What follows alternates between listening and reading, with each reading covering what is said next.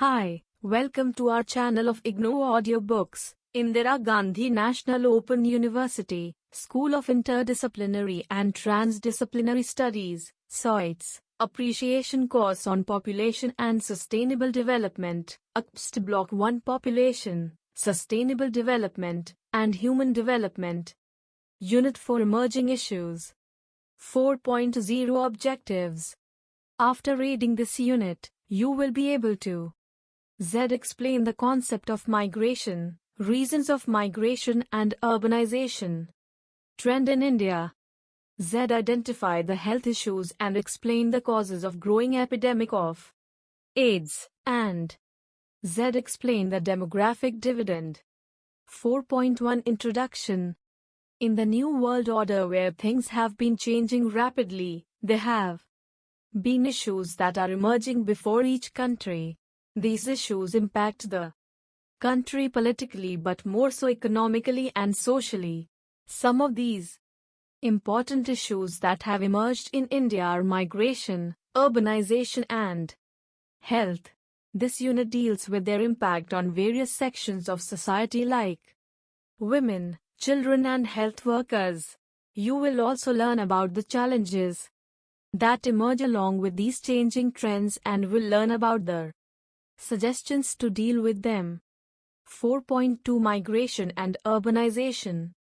Human migration, derived from Latin, migration, is physical movement by humans from one area to another, sometimes over long distances or in large groups. Earlier this movement was nomadic, often conflicting with the local people leading to their displacement or cultural assimilation. Only a few nomadic communities have retained this form of lifestyle in present times. Migration can be in the form of either voluntary or involuntary migration. Voluntary migration is within one's region, country, or beyond, and involuntary migration includes the slave trade, trafficking in human beings, and ethnic cleansing. People who migrate into a territory are called immigrants, while at the departure point they are called emigrants. Small populations migrating to develop a territory, considered void of settlements depending on historical setting, circumstances, and perspective, are referred to as settlers or colonists, while populations displaced by immigration and colonization are called refugees. According to International Organization for Migration, no universally accepted definition for migrant exists.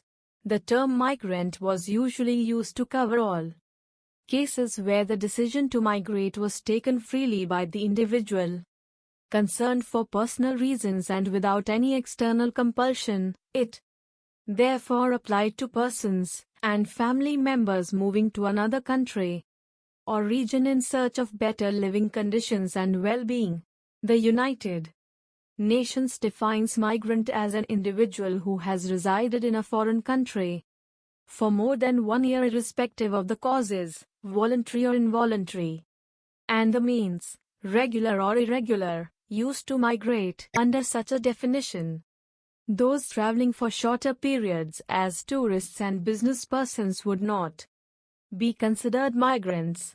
However, common usage includes certain kinds of shorter-term migrants, such as seasonal farm workers who travel for short periods to work planting or harvesting farm products. Entry of Paleo-Indians into America is also a sort of human migration. Migration can be either internal or international migration. Internal migration is migration within one country, and international migration means the movement from one country to another. The number of international migrants has more than doubled since 1975. As a result, international migration is the subject of unprecedented attention at the policy level, with special attention being paid to its impact in receiving and sending societies. Debates and discussion on migration and development reveals that migration is beneficial for migrants and their families in improving their living standards and welfare.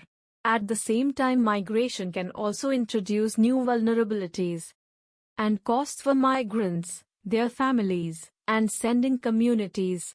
In policy circles, there is increasing consensus that for migration to become an effective tool for development in labor-ending countries, it is necessary to design the right complementary policies and programmes, including those relating to social protection.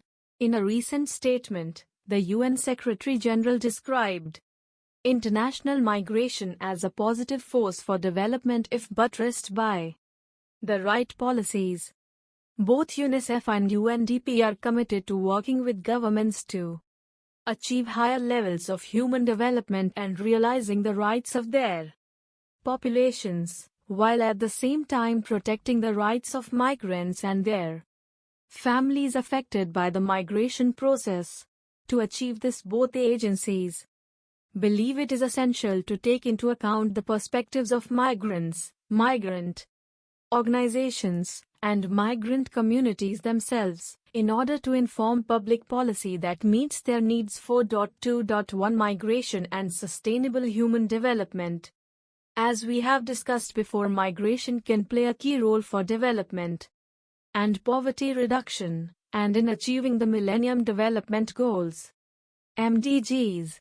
In the current era of globalization, the move abroad is economically beneficial for most migrant workers and their families.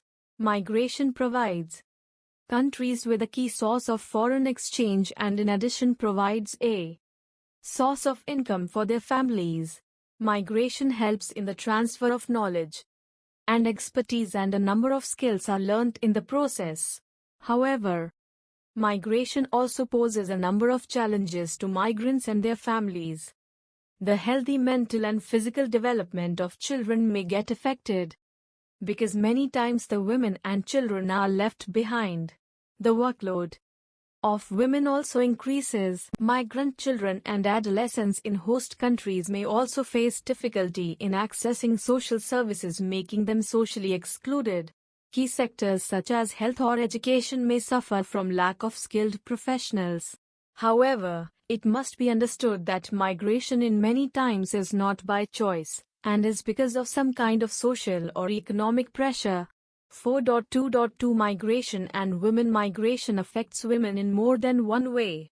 Women and girls account for nearly half of all international migrants.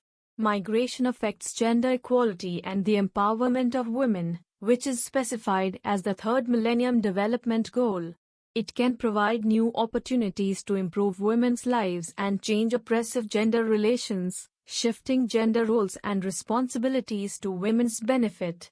For women migrants, money earned abroad can represent a vital source of income for themselves and their families, as well as promote greater autonomy, self-confidence and social status.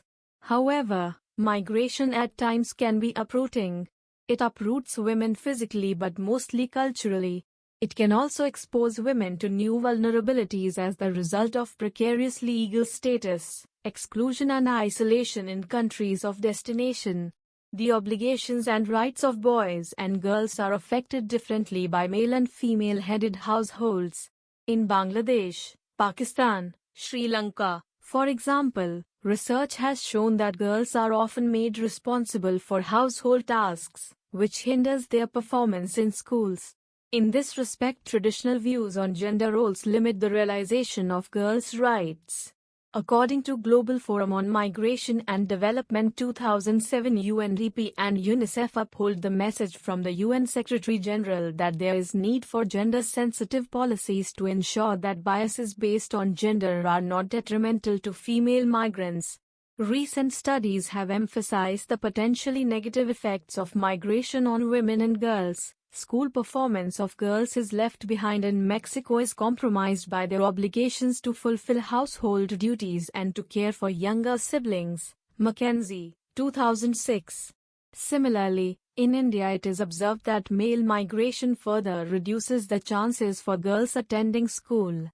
In Sri Lanka, the children of migrant mothers tend to drop out of school to look for work or help with household chores.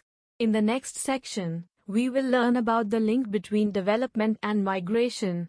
4.2.3 Development and Migration. The migration-development link can be understood via the 3 R's of recruitment, remittances and returns, because who goes abroad, how much they remit and how remittances are used, and when migrants return and what they do upon return affects development and thus future migration flows. Development also affects migration, especially when the economic integration symbolized by freer trade and investment or liberalization, privatization and globalization, LPG, accelerates ascending countries, often displacing workers in protected and traditional sectors and setting in motion internal and international migration flows that can result in a migration hump. The lesson for governments and international organizations is that it is important to have communication and cooperation necessary to maximize the benefits of migration, minimize the costs, and ensure that migration contributes to the goal of a fair globalization which creates opportunities for all, as recently spelled out by the World Commission on the Social Dimension of Globalization. The first period of mass migration was during the 19th and early 20th centuries, when 55 to 60 million Europeans migrated to the Americas. Even though many of the migrants were birds of passage seeking higher wages in the New World to finance upward mobility at home, most settled in the New World, and a combination of rapid population growth and displacement took place. The major sources of migrants changed from Northern and Western Europe to Southern and Eastern Europe by the end of the 19th century, and war and later quotas prevented a resumption of migration across the Atlantic in the 1920s. The second age of mass migration began during and after World War II, when the United States and European countries recruited guest workers, some of whom settled in Canada and the US in the mid-1960s.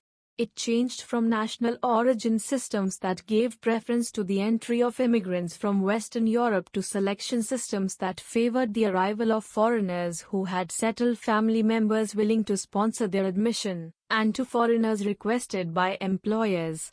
Asia became the primary sources of immigrants to traditional immigration destinations such as Canada and the United States. The sources and destinations of migrants diversified on both sides of the Atlantic in the past several decades, and migrants moving from one developing country to another became more noticeable, as from Indonesia to Malaysia, Mali to Ivory Coast, or Bolivia to Argentina. The United Nations Population Division defines migrants as persons outside their country of birth or citizenship for at least 12 months. The UN estimated there were 175 million international migrants in 2002, including 60% or 105 million in what the UN calls more developed nations, and 40% or 70 million in developing countries. Overall, migration is a response to differences. Rising differences in demographics, economics, and security, plus revolutions in communications, transportation and rights facilitate movement over borders and allow people to cross them. Migration networks transmit information and advice about opportunities abroad as well as funds to travel legally or illegally, and often provide shelter and jobs for new arrivals. A world of growing differences and strengthening networks, as well as reasons and means to bridge borders, promises more and more international migration. Both UNICEF and UNDP are committed to working with governments to achieve higher levels of human development and to realizing the rights of their populations, while at the same time protecting the rights of migrants and their families affected by the migration process. To achieve this, both agencies believe that it is essential to take into account the perspectives of migrants, migrant organizations, and migrant communities themselves, in order to form public policy that meets their needs. For many years, poverty was seen as a root cause of migration, and development or a reduction in poverty was seen as the solution for unwanted migration. Thus, attacking the root causes of migration was widely heralded as the surest path to decrease illegal and unwanted migration. Just as women are affected by migration, so are children. But consequences of migration on children have so far not received its due attention. Impact of migration on children must be studied in relation to global and local context and against perspectives of their vulnerability and child rights. The Convention on the Rights of the Child, CRC, protects every child, regardless of nationality or immigration status. States have obligations to adopt principles outlined in the Convention towards each and every child within their jurisdiction. These principles include, among others, the right to a nationality, to physical integrity, the highest attainable standard of health, education, and the right to be free from discrimination, exploitation, and abuse. Protection concerns arise from lack of parental care, separated children and linkages with trafficking, recourse to institutionalization and child labor. 4.2.4 Urbanization. Urbanization can be defined as the rapid and massive growth of, and migration to, large cities. Positive and negative consequences can result from urbanization.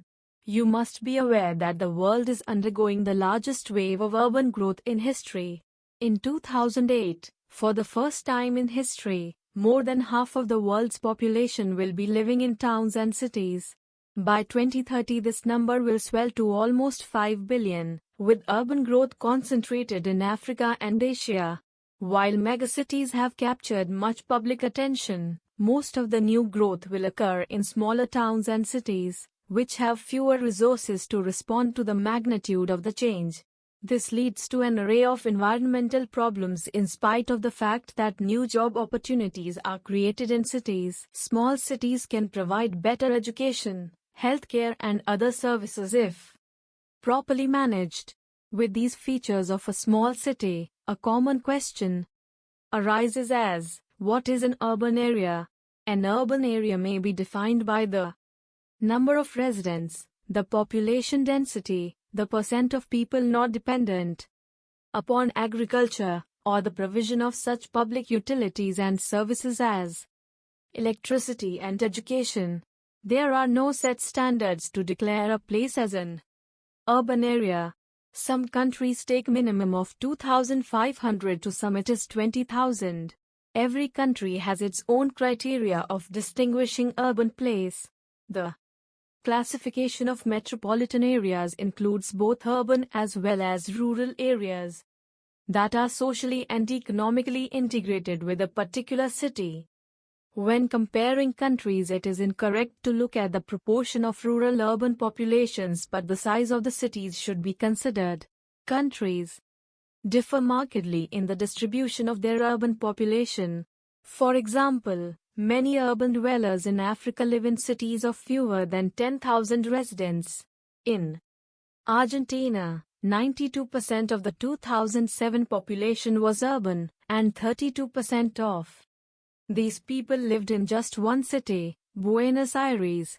In 2007, 38% of the world's urbanites lived in agglomerations of 1 million or more inhabitants, and 15% resided in agglomerations of 5 million or more. Only 8% of Americans live in cities of 1 million or more. During the 19th and early 20th centuries, urbanization led to industrialization. In search of better job opportunities, there was mass movement of population moving away from the countryside. Migrants also provided cheap, plentiful labor for the emerging factories, while the proportion increased through rural to urban migration. High death rates in the cities slowed urban growth. Cities became an unhealthy place to live in because of crowded living conditions, the prevalence of contagious diseases, and the unhealthy sanitation conditions.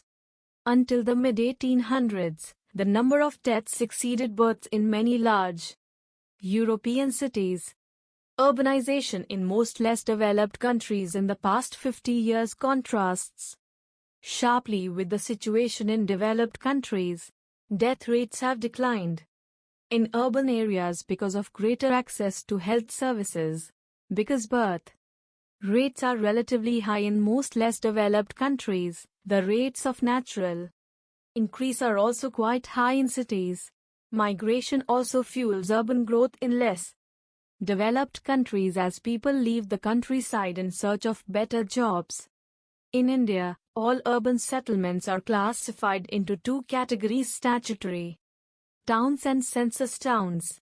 Statutory towns are those that have a local self-government like municipal corporation, municipal committee, notified area committee, town panchayat, etc., established by the state's local self-government on the basis of the conditions defined by the respective acts.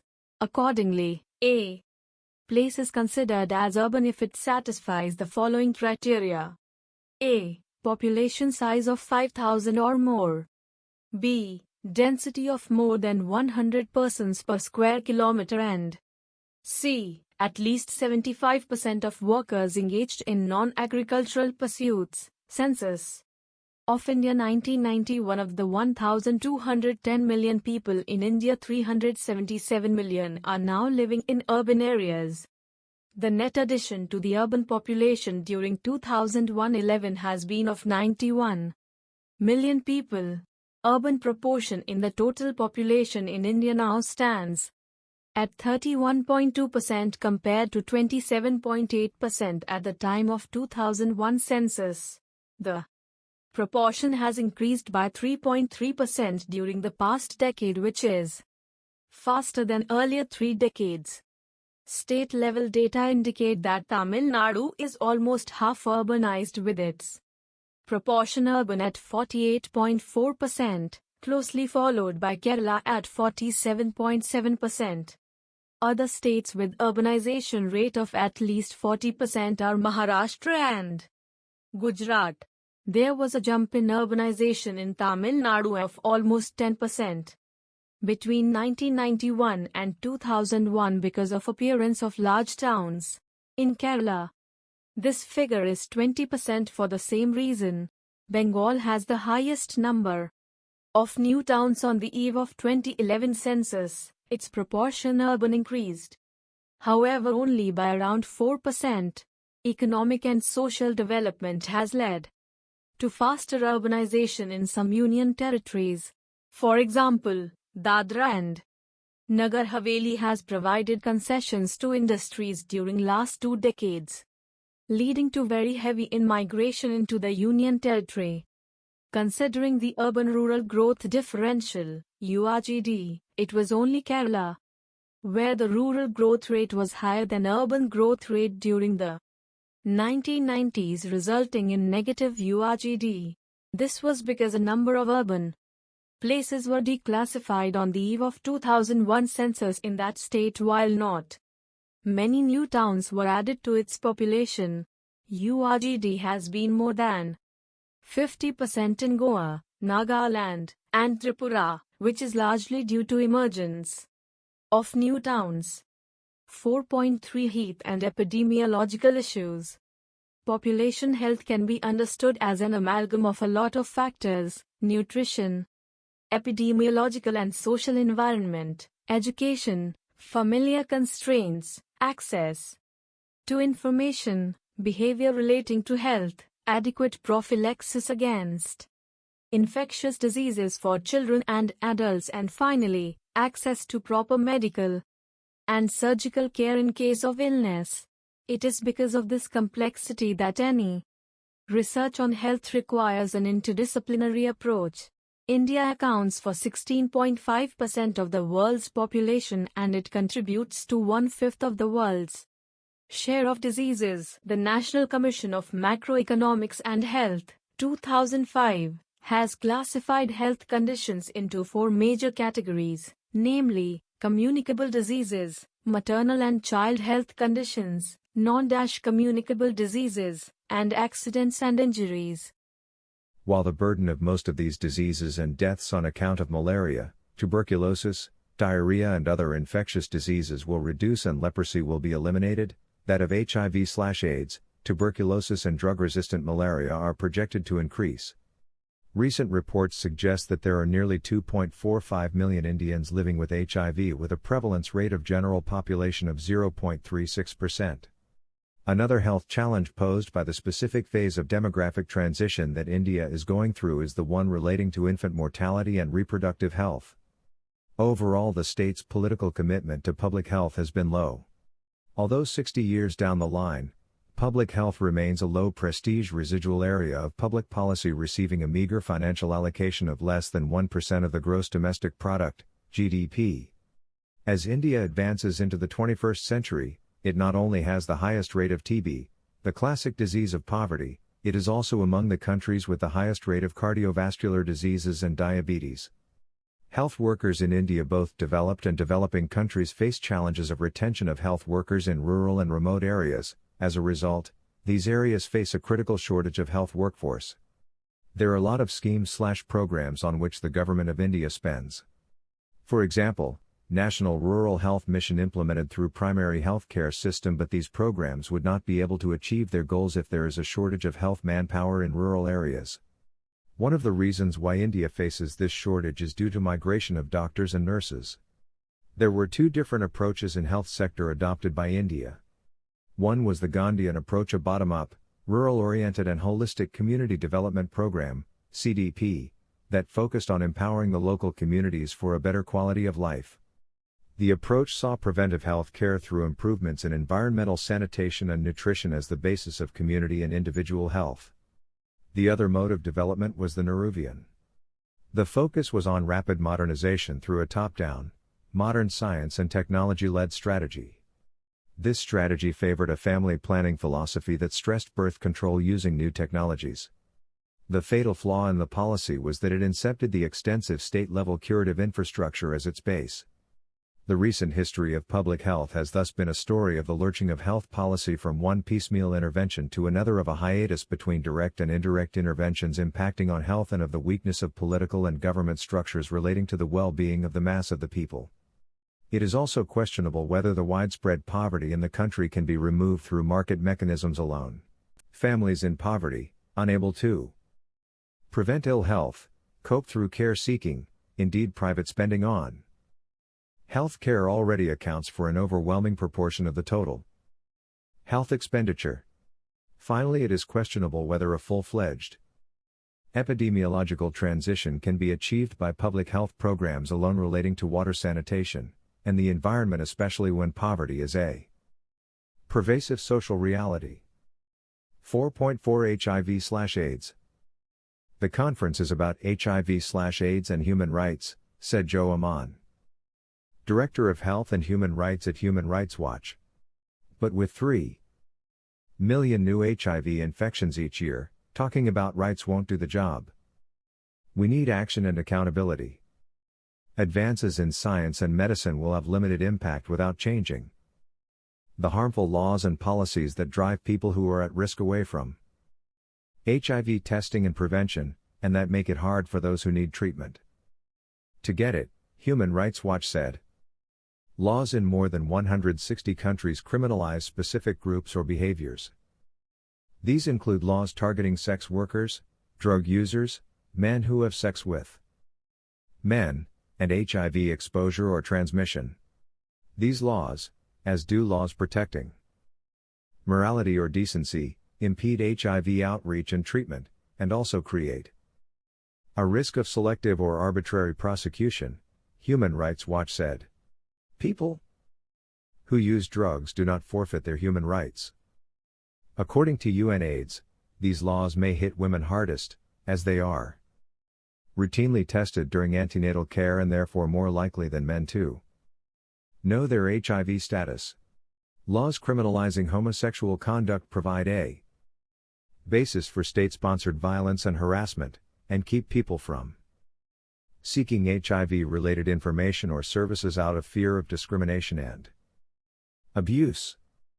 In Zambia, efforts to include men who have sex with men in HIV testing and treatment programs and efforts to introduce condoms and other harm reduction measures in prison are seriously hindered by laws criminalizing consensual homosexual conduct among adults.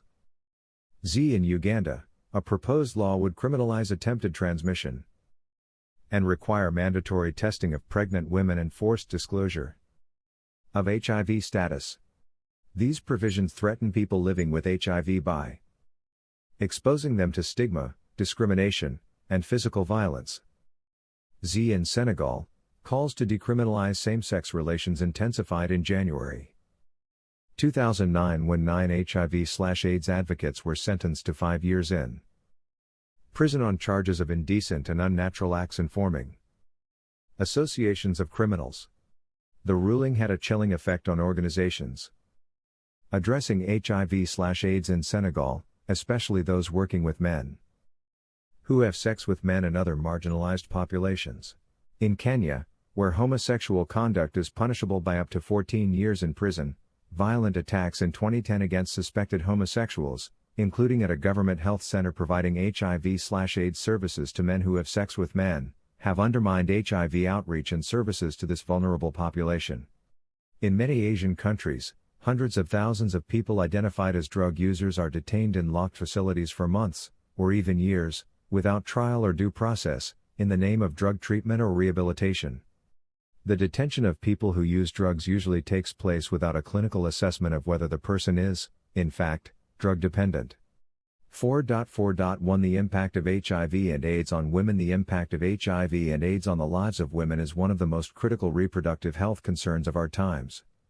In sub-Saharan Africa, where the epidemic has spread to the general population mainly through sexual contact, women make up 59% of adults living with HIV. Young women aged 15 to 24 years in that region are between 2 and 6 times as likely to be infected as young men their age. Women are especially at risk of contracting HIV because of the interplay of biological, economic, and cultural factors. Physiological differences make women more vulnerable to HIV infection than men. Due to financial dependence and social conditions, it is very difficult for women to protect self from unsafe sex.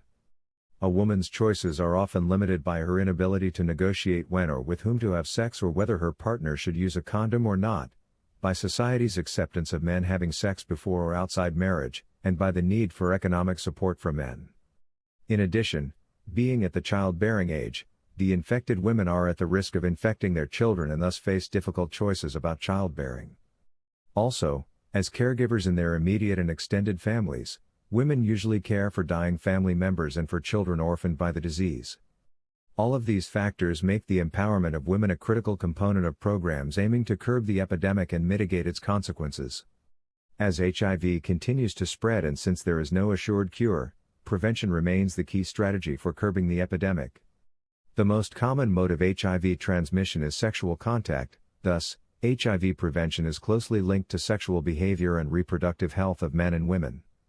Effective prevention programs include interventions that promote abstaining from sex, delaying the onset of sexual activity, staying with one mutually faithful partner, limiting the number of sexual partners, consistently and correctly using condoms, and counseling and testing for HIV. Preventing HIV transmission from mothers to their infants are also key to saving lives. HIV-positive women need contraceptive choices and counseling on the matter of pregnancy. This could help prevent HIV-positive births. Increasing contraceptive use is also a cost-effective method of controlling the epidemic. The challenges are controlling epidemic in infants and young adults, treating and supporting the millions of people living with HIV, and mitigating the impacts of the epidemic in poor countries. Some of the measures that could be undertaken in this regards are: ensure that prevention remains the backbone of AIDS control programs, even where treatment is available. Improve health infrastructure and the capacity to provide services.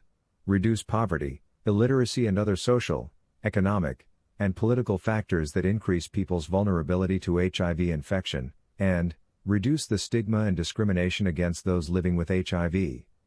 The resources available to address HIV in developing countries have increased dramatically, from an estimated $300 million in 1996 to $9 billion in 2006.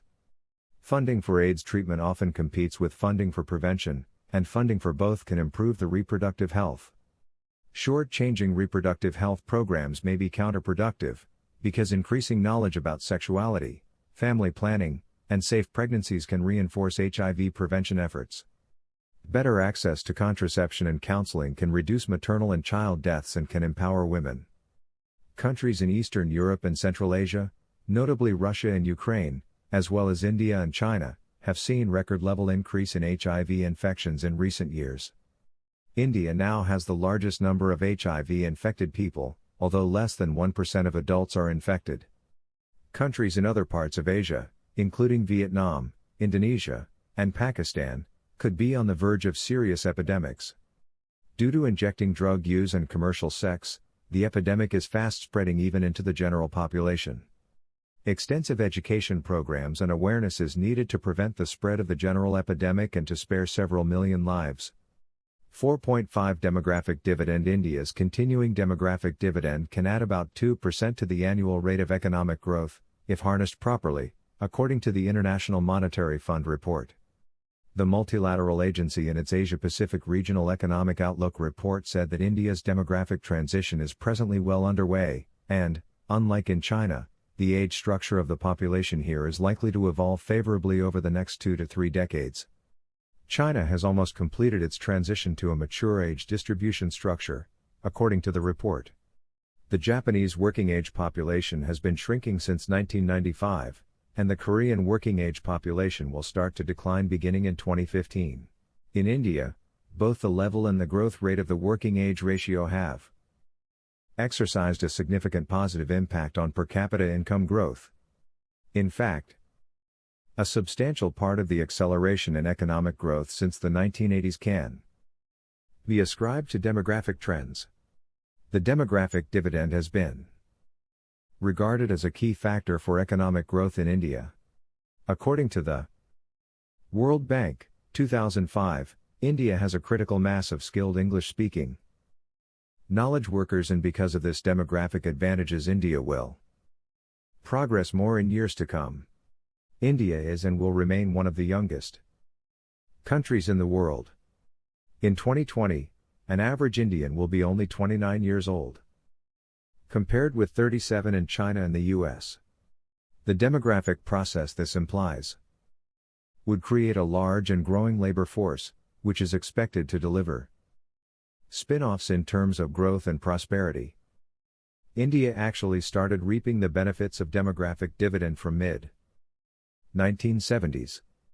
The dependency ratio, which was 79 in 1970, fell to 64 in 2005 and is projected to fall to 48 in 2025. The most important condition for realizing the demographic dividend is the availability of productive employment for the rising number of workers. This will involve the acquisition of new skills, and arrangements for education and vocational training are critical. The absorption of the large increase in labor force will have to take place to a very large extent outside the agricultural sector. This means more rapid urbanization, and the capacity to manage this changed labor force will also be important. Thus, demographic dividend is a supply-side potential in that working people can be assets for growth and development. But to realize this potential, you must understand that the economy must grow in a manner that generates productive work opportunities at the scale required to absorb the growth in the workforce. The major challenge for realizing this is perhaps not so much the overall growth rate of the economy, as acceleration of growth in recent years has been sustainable. The big challenge at the all-India level is now to unleash a similar dynamism in the public sector providers of infrastructure and services. The reform of public sector management has to take place in a political environment where coalition compulsions have come to dominate public policy.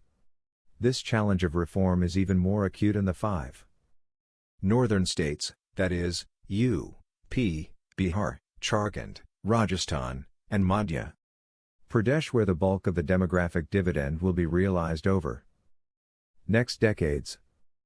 There is a popular perception that India would be able to encash demographic dividend through the growth of its IT and IT-enabled services sector.